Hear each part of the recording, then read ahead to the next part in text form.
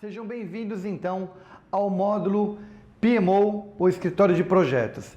Nesse módulo nós iremos então abordar o que é essa instituição, ou esse departamento, essa organização, esse sistema chamado Escritório de Projeto. O nome não é um nome muito bom, né? Escritório dá a impressão de 4 paredes, uma sala, uma mesa, mas a ideia é de um officer, né? de um profissional, né? Que atua como um centro de coordenação de projetos. Então pode ser uma pessoa, ou mais de uma pessoa, algumas pessoas. Como nós já passamos aí por projetos, programas portfólio, já vimos o que significa, como que cada um desses atua, aí depois vimos maturidade, estruturas organizacionais. Então agora nós chegamos em um momento em que dá para contextualizar o papel, então, do escritório de projetos, ok? Então vou começar com esse vídeo para vocês e aí a gente vai falando sobre, então, o escritório de projetos. When it comes to Starbucks, China is no different than the US. It's everywhere.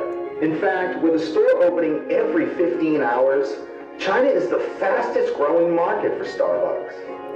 But for its newest location here in Shanghai, Starbucks wanted something more than just ubiquity. The Seattle Cafe turned global brand has delivered something bigger and better this time with help from Alibaba.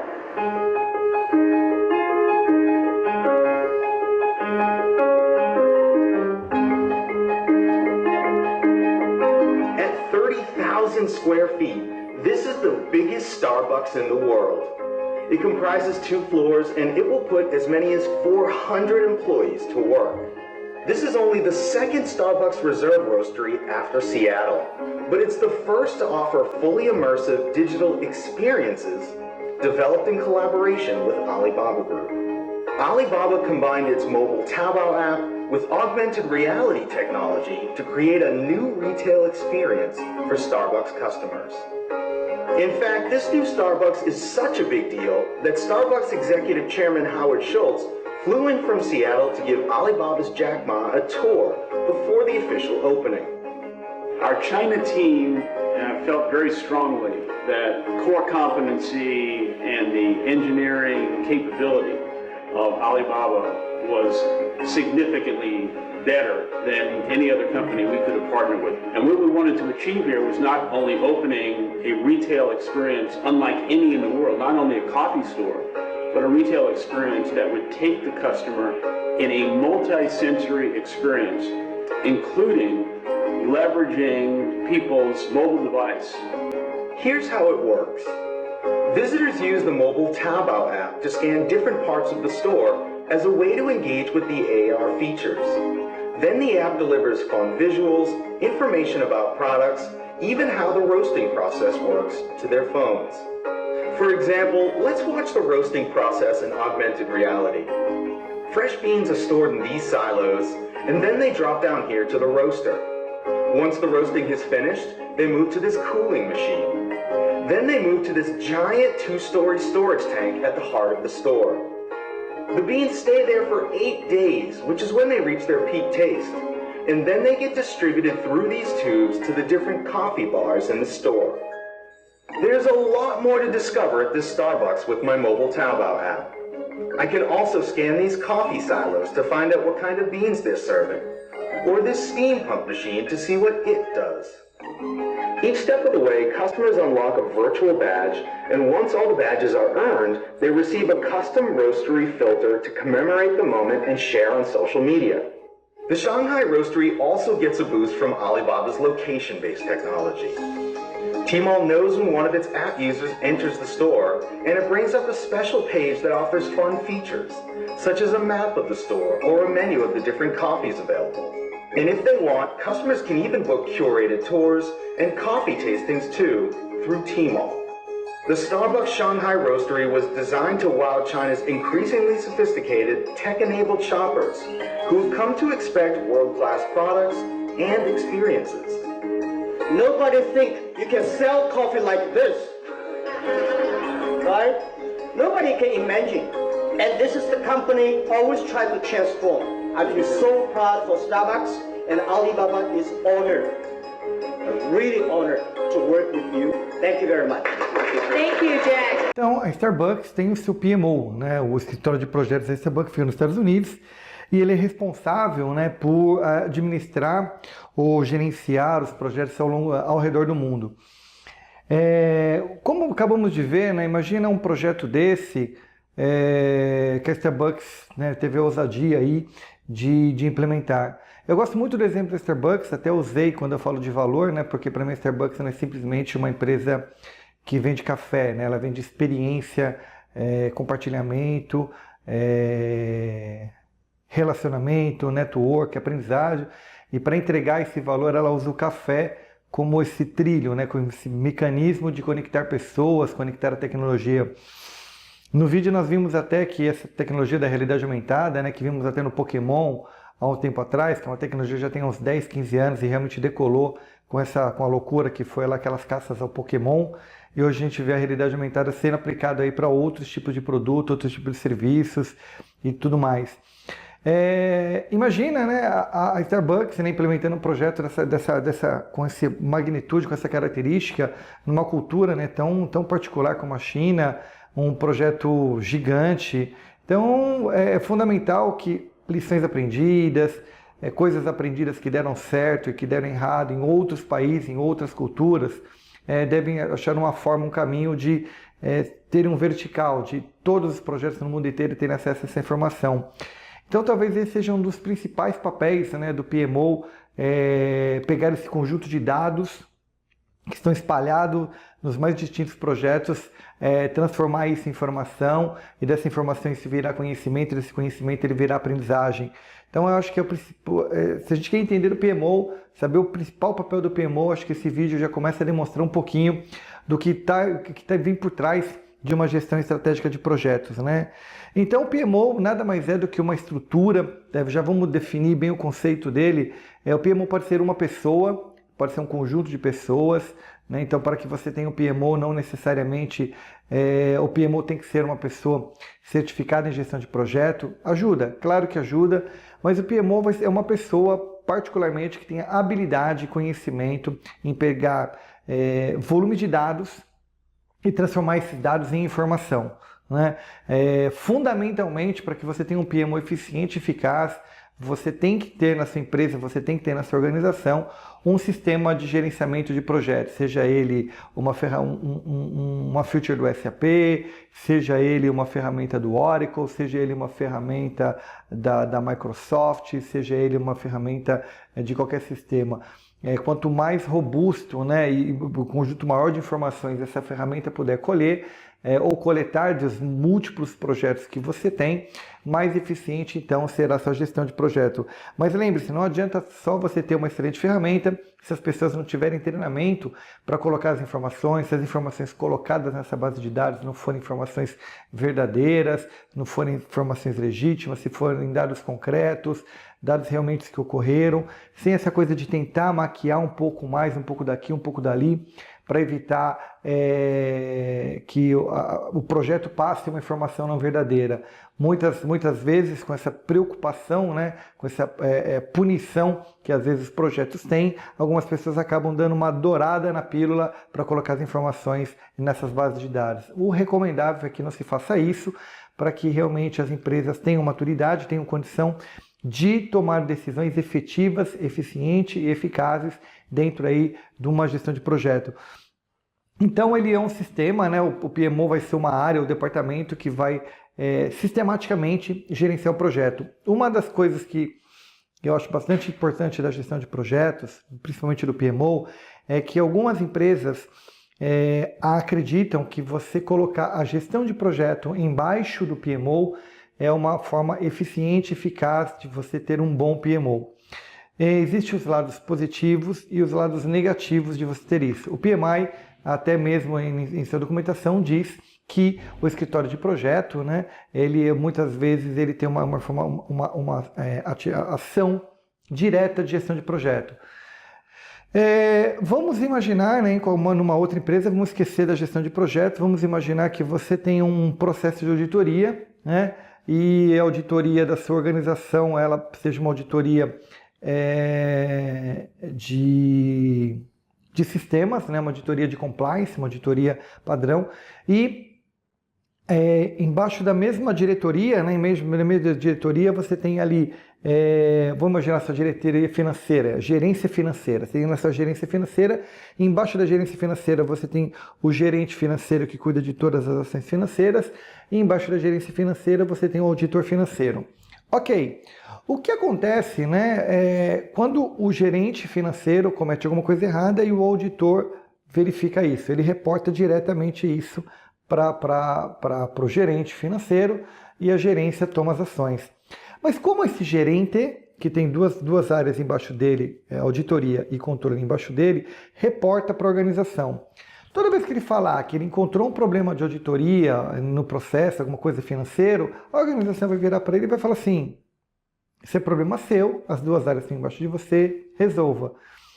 O que acontece numa situação como essa? Para evitar um certo desconforto, as pessoas preferem não reportar exatamente como as coisas são, porque de qualquer forma é ela que vai ter que resolver a situação. Então, por que eu vou reportar uma coisa que eu vou ouvir uma outra pessoa me dizendo fazer o óbvio, que era aquilo que eu deveria fazer?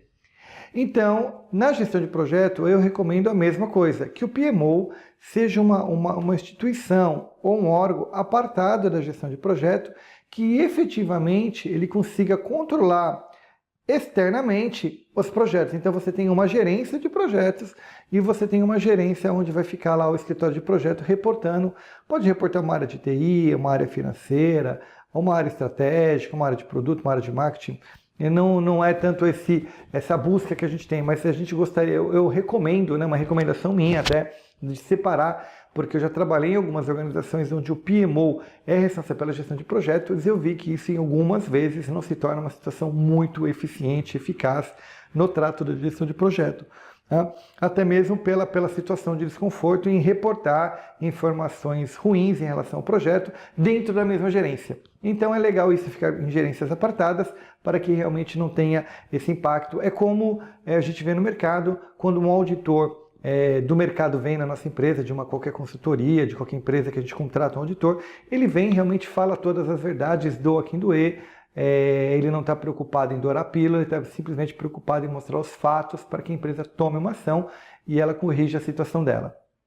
Então, o PMO nada mais é do que uma área de governança, uma área de informação, uma área que vai dar suporte à gestão de projeto, uma área que vai oferecer padrões de gestão de projeto, uma área que vai garantir a eficiência e eficácia da metodologia aplicada. Lembra quando nós falamos de maturidade, nível 3? Então, a partir do nível 3 é que é recomendável você ter o PMO, porque ali você já tem uma metodologia única, a empresa já tem um conjunto de padrões e procedimentos, então já começa a ser um momento mais eficiente e eficaz de você ter o seu PMO operando, o seu PMO atendendo às necessidades organizacionais. Abaixo disso, podemos ter o PMO? Sim, podemos, mas aí o PMO vai estar correndo tanto atrás de metodologias como toda a organização também correndo atrás de melhoria de processo, melhoria de procedimentos. O PMO pode ser uma área que suporte isso? Pode, mas aí estamos falando de uma maturidade organizacional e de uma empresa que tem entendimento de como gerenciar o projeto. Há uma crítica, né? Muitas vezes nós entendemos o PMO como um centro burocrático, né? Algumas organizações falam, nossa, o PMO só veio realmente para dificultar, né? Ele só cria padrões e procedimentos que dificultam a gestão de projeto. Não é uma verdade absoluta, né? E claro que em algumas circunstâncias a gente vai perceber isso, quando a empresa realmente determinadas áreas puxam as coisas numa direção e outras áreas puxam as coisas em outra direção, vai ter realmente essa resistência entre PMO e gestão de projeto, mas o principal objetivo do PMO é dar suporte à gestão de projetos. É importante salientar que o PMO ele não dá suporte ao cliente do projeto, e sim ao gerente de projeto e à organização. Ele atua entre a esfera organizacional, né, os tomadores de decisões, e o projeto. Né? E nessa situação de projeto existe o gerente de projeto e a relação dele com o cliente. O PMO não infere diretamente na relação com o cliente, então ele está ali realmente como um suporte, como um apoio a gestão de projetos. Ele está ali para ajudar o PM, ajudar o gestor de projetos, ou gestor de programas, ou gestor de portfólio, a seguir a metodologia. Se o gerente de projeto encontra algum problema, tem alguma dificuldade específica, ou uma matriz que não funciona, ou não atende a necessidade do cliente, ou uma matriz de risco, ou um plano de gerenciamento que não está aderente, ele reporta isso ao PMO, e o PMO, então, vai criar novas formas, novos modelos de atender aquela nova demanda. Então, ele é um guardião da documentação da gestão de projeto, ele que vai criar as ferramentas, métodos, procedimentos de arquivar projeto, de recuperar projeto, de subsidiar informações de outros projetos ao PM. Ele está ali realmente como um grande centro de apoio e, óbvio, ele atua fundamentalmente, né, nesse eixo vertical, levando esse conjunto de dados totalmente separados, né, de inúmeros projetos, consolida todos esses dados, gerando informações e levando para os executivos essas informações consolidadas para permitir que eles tomem decisões estratégicas, decisões em relação ao projeto, decisões em relação ao programa e decisões em relação ao portfólio, ok? Então, o escritório de projeto é um corpo ou entidade organizada, né, organizacional, a qual atribuídas várias responsabilidades relacionadas ao gerenciamento centralizado e coordenado. Ou seja, não espere que um PMO atue num projeto de uma forma e em outro projeto de outra forma. Algumas instituições financeiras têm os PMOs descentralizados e focando aí os PMOs em nichos específicos. Funciona até parcialmente. A gente vê que realmente você ter um PMO centralizado, ele se torna muito mais eficiente, eficaz do que você ter vários pequenos PMOs descentralizados, né? O que é comum nas grandes instituições, como o IBM, como o Nestlé, como a própria Starbucks, ter um PMO internacional, né? Que nós vamos até ver esse modelo de PMO, ele é chamado de Enterprise Project Management Office, né? Um escritório organizacional, né? Então é o principal head dos PMOs, e cada unidade, por exemplo, a unidade Brasil tem o seu PMO, unidade Finlândia tem o seu PMO, a unidade Austrália tem o seu PMO, então aí os PMOs se falam entre si, dando suporte local a cada um dos projetos, a cada um dos gestores de projetos e programas.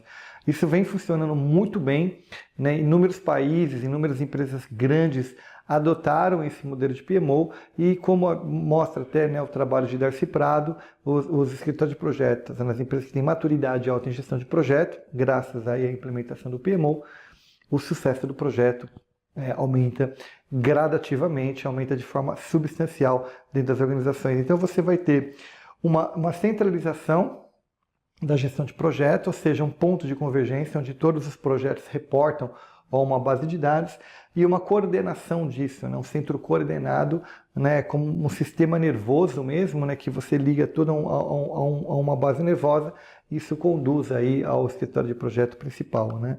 E também a responsabilidade do PMO podem variar, né, de funções aí de suporte ao gerenciamento de projeto, até mesmo ao gerenciamento de projeto, como eu acabei de dizer.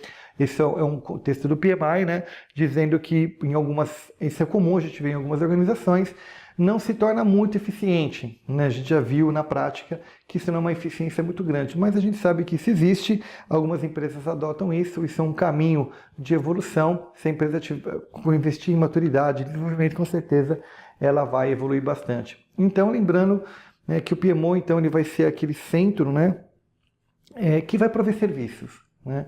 Ele não vai ter uma relação direta com o cliente, mas ele vai ter uma relação direta com a organização. Então quer dizer que a partir de agora o gerente de projeto perde a sua autoridade, perde o seu empowerment? Não, ele continua atuando no que ele é eficiente e eficaz, na gestão de projeto, no relacionamento com o sponsor. Mas o PMO, vamos imaginar que dentro da sua organização você tenha 5, 10, 15 gerentes de projeto, cada um desses gerentes de projeto gerenciando um volume de projeto, 10, 12 projetos. Como que cada uma dessas pessoas irão reportar a uma diretoria estratégica os projetos de forma não coordenada? Então o PMO vai somar todos os projetos, falando, nós temos, do nosso portfólio de projetos, de 200 projetos, nós temos 20% disso tem iniciação, 70% tem planejamento, ou seja, ele consegue consolidar as informações de múltiplos projetos. Você, como gerente de projeto, você consegue ter visão de todos os seus projetos, mas você não consegue ter a visão de todos os projetos da organização. O PMO vem exatamente para isso, para dar essa visão organizacional. Em que momento que a gente percebe, né, que, poxa, minha empresa precisa ou não precisa de PMO? Né? Aí nós começamos a analisar isso. Recomendo, né, você tem lá aquelas ferramentas, maturidade de gestão de projeto, o PPM Ready, né, que é uma ferramenta também que você pode utilizar, vai te dar realmente alguns direcionamentos se você está num momento positivo, né, de implementar um PMO ou alguma coisa assim. Mas uma baixa performance nos projetos. O que vem a ser isso, né? Meus projetos se arrastam muito, né? Eu tenho um tempo de iniciação muito longo, um planejamento meio curto, uma execução que não acaba, uma monitoração e controle meio quebrada, os projetos encerram e fica guardando informações, reabrem. Ou seja, a tua estratégia de gestão dos seus projetos, ela não está muito eficiente. Um PMO pode te ajudar nisso de alguma forma, né? Inúmeros projetos andando em várias direções, né? De repente você tem um projeto chamado cadastro, aí meses depois você tem um projeto chamado cancelamento de cadastro, aí você tem um outro projeto chamado atualização de cadastro. Os projetos não estão conectados, né? Você vê uma certa desassociação entre um projeto e outro projeto, as coisas não estão andando como deveriam andar, você questiona, né? Você como gerente de projeto fala, poxa, mas eu atuei no projeto, agora o projeto veio de forma diferente, a organização parece que não está entendendo muito bem o que está acontecendo, né? Um departamento manda uma coisa, outro departamento manda outra, o que realmente está acontecendo. Muitos dados isolados, né? Muitas informações particulares de cada projeto, de repente você está atuando num projeto e sabe que o teu projeto é parte integrante de um outro, e você só descobre isso numa fase que você tem que atualizar o escopo do projeto, ou seja, os dados estão muito desassociados, estão muito isolados. A situação que você está passando aqui em São Paulo foi exatamente a mesma situação, o mesmo problema que ocorreu no Rio de Janeiro, e você não tinha a menor noção disso, isso aconteceu em Salvador, ou aconteceu na Austrália, e você nem sabia disso. Então os dados da gestão de projetos estão bastante descentralizados, estão bastante perdidos aí. Um projeto quase zero, né? Zero reuso de informação. Eu lembro que um importante banco brasileiro implementou uma coisa tão simples, né, nessa gestão de projeto, que era a utilização de biblioteca, né, biblioteca de software, né? Então todo projeto ao iniciar, ele olhava, né, projeto de software, né, olhava assim na biblioteca de software, havia parte ou alguma coisa daquele projeto. Isso deu um dinamismo, né, para a gestão de projeto, uma eficiência, uma redução de custo enorme, porque os projetos começavam e aí a biblioteca, né, que eles chamam de biblioteca lá, é como se você chamasse de um store, né, de uma armazenagem. Você deixa partes do seu projeto lá em armazenado. É como se você, toda vez que você fosse fazer uma construção civil, você comprasse um conjunto de equipamentos necessários para aquela construção e não olhasse para ver se no estoque você tem aquelas mesmas ferramentas. Então toda vez você faz um orçamento de compra, de repente quando você vai no estoque, puxa, tinha essa ferramenta lá, se eu tivesse a compra que demorou 20 dias, 30 dias, 60 dias, iria minimizar bastante. Então essa transferência de conhecimento, ela é fundamental, né? E quando você tem, né, pessoas gerenciando projetos, utilizando aplicativos, um aqui está usando o Trello, outro ali usa o MS Project, o outro usa a Task do Outlook, o outro usa Post-it, o outro usa uma tabela no Excel, ou seja, você começa a proliferar uma série de ferramentas, né, para gerenciar um projeto, e não há como consolidar isso, né? Eu não consigo pegar post-it e jogar isso para dentro do MS Project, né? Não dá para fazer essa importação, essa exportação. Então, como é que a gente vai lidar com essas coisas? Então, essas são as principais características que você pode falar, poxa, começa a ser importante aí eu ter um PMO para ajudar nesse tipo de coisa, né? Prioridades, né? As organizações de forma constante mudam as suas prioridades, uma característica de visão de negócio, mas essa mudança ela pode ser abrupta, necessariamente abrupta devido a uma mudança de mercado, uma nova estratégia, um fornecedor, um novo player, ou um novo produto ou um novo serviço que entrou ou saiu do mercado, mas muitas delas a gente percebe ela sendo abrupta por realmente uma falta total de comunicação dentro da empresa. De repente, o que é abrupto para a gestão de projeto ou para o gerente de projeto era uma coisa totalmente pensada e articulada dentro de uma outra área que estava vendo aquilo acontecer, né? Falta de critérios, né? Quando você não tem critérios para categorizar projetos, aprovar, então questiona-se, né? Por que esse projeto foi aprovado e tal projeto não foi aprovado? Por que esse projeto existe? Então o PMO vai criar ferramentas e técnicas, né? Para quando um projeto fabrica aquele termo de abertura do projeto, que nós já falamos dele, quando você criar o termo de abertura, no termo de abertura vão ter os critérios, vão ser iguais para todos os projetos, para que uma pessoa consiga comparar. Por exemplo, se nós utilizamos, para nós é importante o VPL, todos os projetos vão aparecer o VPL, né? Valor presente líquido, né? Se para a gente é o VPL mais o TIR, então todos os projetos vão apresentar o VPL e TIR. Se é obrigado a demonstrar o quanto e como ele está alinhado com a missão e valores da empresa, todos os projetos vão ter o mesmo texto. Então, na hora que você compara todos os projetos, você fala, ok, esse dá um TIR mais alto, esse dá um VPL mais alto, esse daqui tem uma taxa de retorno X, esse daqui tem um payback Y, ou seja, você consegue comparar os projetos. Não fica aquela coisa de quem manda mais tem um projeto aprovado, quem manda menos não tem o seu projeto aprovado. Então, de repente, isso há um conflito muito grande. Projetos que de repente, vamos imaginar, a TI obrigatoriamente ela teria que ter feito uma ampliação de rack, ela não conseguiu aprovação naquele ano para fazer a ampliação de rack, mas no ano seguinte a entrada de 4 servidores novos. Quer dizer, como eu vou colocar 4 servidores novos se eu não tive aprovação de rack? Como que eu coloco? Aí você vai nos ambientes de TI, você vê servidores em cima de rack, embaixo de rack, colocado de lado, das mais diferentes formas, porque projetos são aprovados de formas que outros não são, então realmente a gente tem uma dificuldade muito grande isso daí. Outra coisa super importante é a escassez de recursos.